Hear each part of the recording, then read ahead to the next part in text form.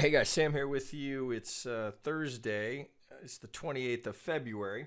We're going to, by request here, we're going to take a look at the euro to the dollar. Now, this is a 12-hour here on Forex.com. And just as a reminder, I always encourage you to go check the daily. Just so happens here that I've got just this beautiful impulse. Well, let's do it here, just so you can see where I'm coming from. So I've got this beautiful impulse off of this low, but I can show it to you a little better in this video here, so we get more screen space here. So I'm on the 12-hour, but trust me, I've started on the daily, which is what I encourage you to do. So I know we've been through this several times here. Just very quick review for maybe new members, people that are new subscribers, or as I will often tell you, if I could only pick one technical tool, just one, it would be median lines. All right, so they look beautiful five-wave, like almost impossible to miss that impulse. Right, and it's perfectly technical. So drawing, it's just standard ops here, drawing from the 2, and we go right into the hot spot between the 23 and the 38. So you got your push up here, you hit the median line and the algo target at the same time. Well, so all well and good, beautifully technical, and no surprise here in the euro that you'd be trading technically. Well, now we look at a retrace of the entire thing. So if a completed 5, we're looking for the next retrace to the 50, right? That's always the first place we start looking. We can see we built a little base here. We're in between. We're not quite to the 618. We've been held here. Looking left, we've got some no pivot that's particularly standing out, just an area of prior congestion. So we've come all the way down to that support. So you got to dig into the subdivision a bit here, but knowing that, well, let's do it this way because I'm going to take this off here. Knowing that this is our golden zone down here, let's pull that over. So we've got that identified. So I'll pull this off just so the chart doesn't get overly cluttered. Well, I've got a completed 5 followed by another completed 5. Well, so process of elimination. If this is an impulse, I've got a 5 coming down, so that can only be the A wave if indeed we're correcting this 5 wave. Well, there's 5 down. That's got to be the A. I get a 3. Now it's a bit shallow for the B wave here. It's technical, but it's shallow. So we only make the 38. Oh, come here. We only make the 38. So just looking for that retrace here. It would have been easy to miss this. Anticipating that you'd get an A, B, well, pardon me, that in the B wave we'd get an A, B, C into that. You'd have been looking for it at the 50. Gets denied, doesn't get there.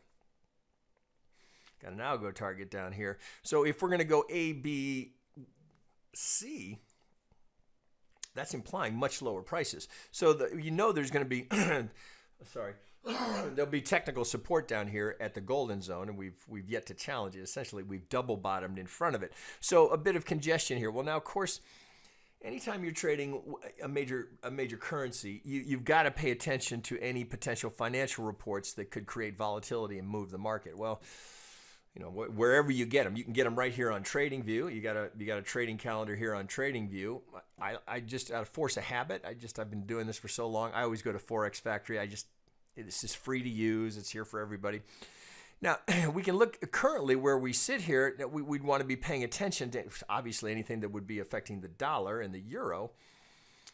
So we're through. Well, we had the ISM this morning, but it's next week that I'm interested in. So I want to see what's coming that's high impact next week. Well, of course, we know we've got unemployment report on the Friday, first Friday of the month. We'll have that, but we've got a couple other high impact reports towards the end of the week. So if you're looking to get positioned into a swing trade, you have to be at least aware of that, as that might influence where you're putting stops and how aggressively you're trading.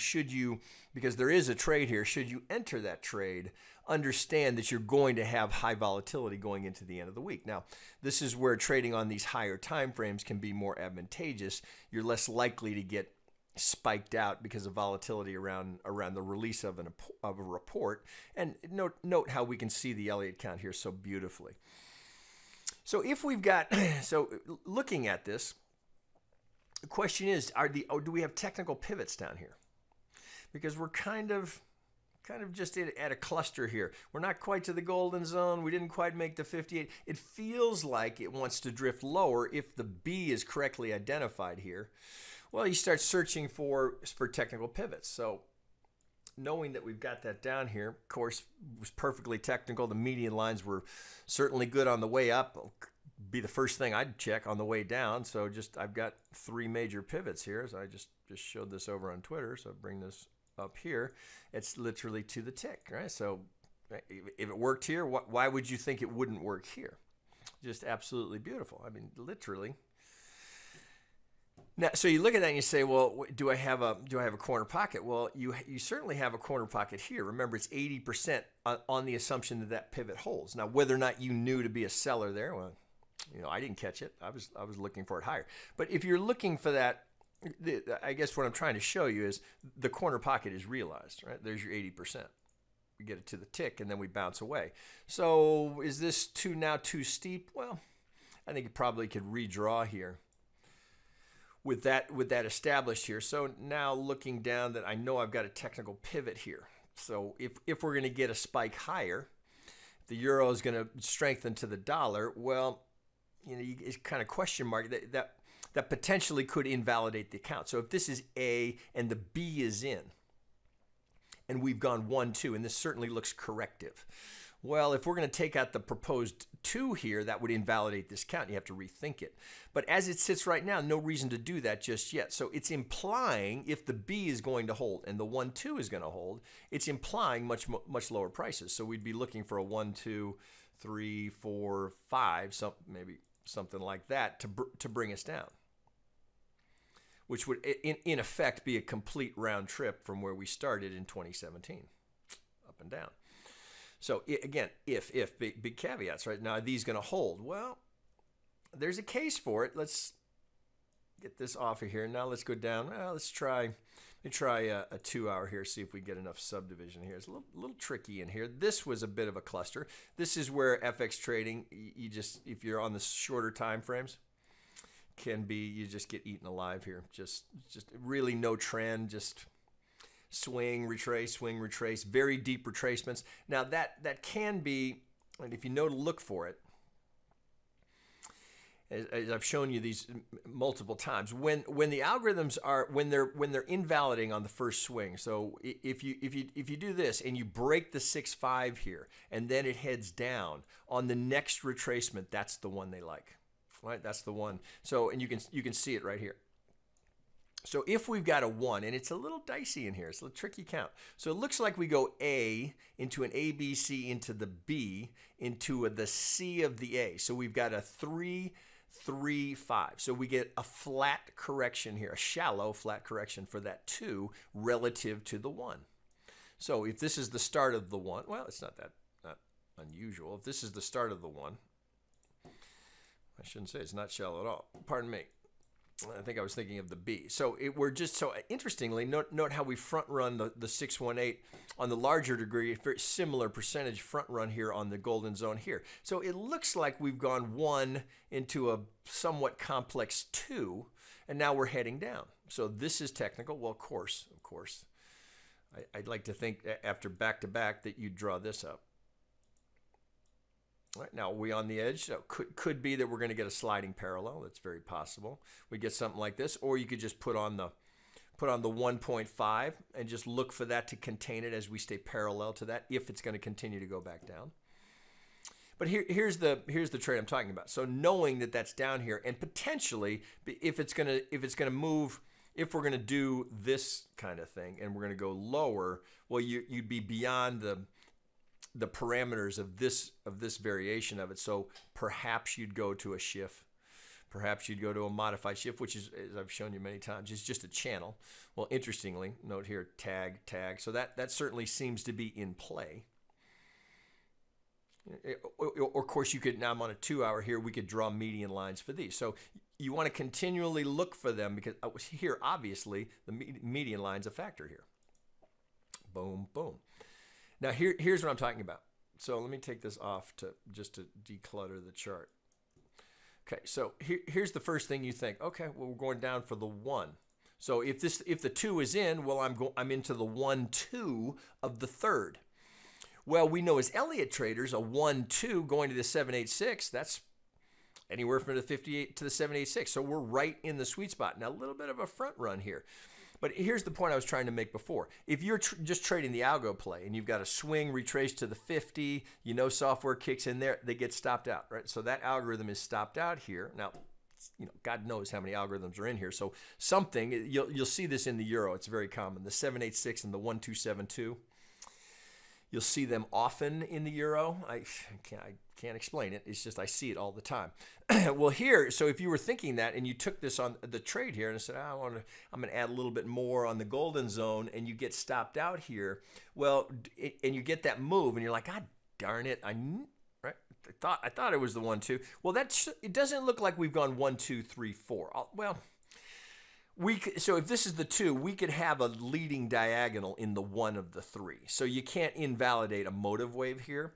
But what I'm trying to show you is that if you get that kind of a move down here, you want to use the next pivot. It's this combination that they like. Right? You'll just, for what reasons I can't explain to you why. Right? All we can do is try and look for them and then look for their footprint. Well, that's a footprint that you'll see often. You see, look at the double tag here on the 50. So if the first one breaks, wait for the next pivot. In this case, the pivot low, and then draw up that 50, and then your sweet spot, just as it was before, will be between the 50 and the 618. Well, of course, we can see a pretty nice looking channel already being established here. Right, so whether you want to put median lines on it, of course, this would be just the same thing. So I could either do it this way, looking at the first 2, saying, well, how technical was it? Well, there's your corner pocket. All right, and remember, it's as long as that pivot holds 80% of making the median line. Well, we certainly make it here. Man, a little kickback here, but the 80% is realized. Well, you could, of course, just keep going. You could just do it like this. Right? Well, it's been incredibly consistent over the last 2 years.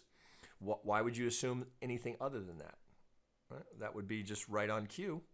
And that, in fact, that may complete your leading diagonal. Because if we are going to roll over here, and you will certainly have a better idea about that after we get through the data next week as to whether or not we're going to blow and go here. And then maybe this whole thing has to be rethought. Maybe this just ends up being an ABC of a higher degree before heading down, assuming this is correctly identified as the AB and we've gone 1, 2. So while that would be that's doable, right? So you could definitely get, this could be an ABC. So we could say, it wouldn't invalidate the count, and there's a limit to how far that could go. But if this is going to stay as a motive wave, if we're going to get a 5 down, well, we'd have a leading diagonal for the 1 of the 3. But Elliott aside, I mean, why would you not take that trade? As I like to say, I mean, I don't know that I could put one in front of you that'd be any better. The only caveat would be you're coming into high volatility next week. So I'd be disciplined about the money management here. So if you're going to take this trade on the algo play, stop's got to be on the other side of the 65, knowing full well that we may go up and tag the 786 again. But if this is going to, excuse me, if this is going to be 1, 2, 3, 4, 5, well, we do have to pay attention to the length of the 3 relative to the 5. So I would be teeing that up, right? Well, interestingly, note where 100% the length. If this is if this is going to get labeled, if this is going to be 1, 2, 3, 4, 5 as a leading diagonal of the 1 of the 3, well, that's pretty deep. You know, that's you'd look in a diagonal, you'd look for the 4 at the 50. So we haven't blown through that. Personally, I would have the stop on the 65.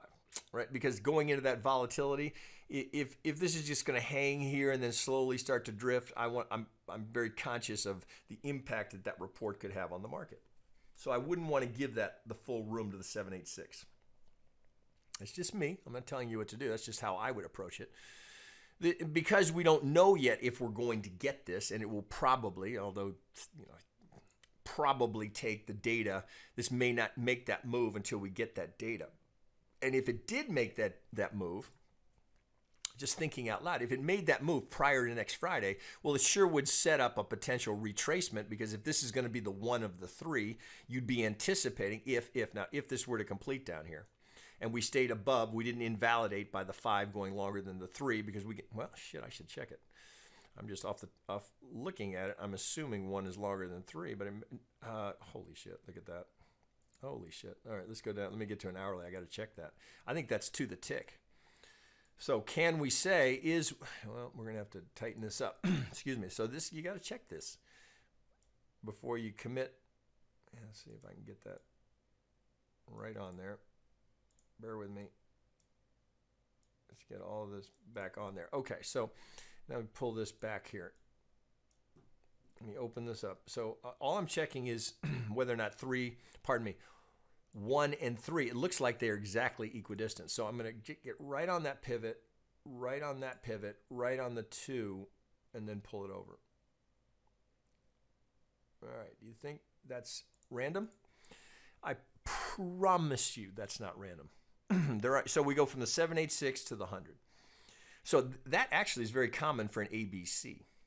So there's the potential for this to be mislabeled if this is going to start to kick here, because there's the potential. Well, we could have a 1-2 here and then another 1-2. So there's a potential for this to turn into an impulse, which would then you'd be relabeling. So this would be an ABC, and you'd be back to thinking, oh, perhaps we're going higher here, and we've got the labeling incorrect, and the 2 is not in, and the 2 perhaps has to go over here. So we'll have to wait and see on that. But that's to the tick, right? And then in addition, you had the median line. So you have very, very technical trading here in the euro, and that should surprise nobody. So, thinking about who's in here, right? These are the big dogs. You are in the deep water when you're here in forex. So recognizing that, right? This is where how I would approach it here. I'd be comfortable with the well, let me get that off of there. With the sell here, if you didn't already make the trade, if there's a little bit of a retrace here. Oh shit, hang on a second. I got too much on here. So okay, so we have a contender for the 3. We'd want to pay attention to this. That wouldn't surprise me if we went 100% followed by 100%, and we have the algo pull down here. So let me take that off. So if that's going to go 1, 2, 3, 4, and we're going to come down for the 5, well, then you'd be leaning more into, well, so you have the trade here. Let me just pull this up.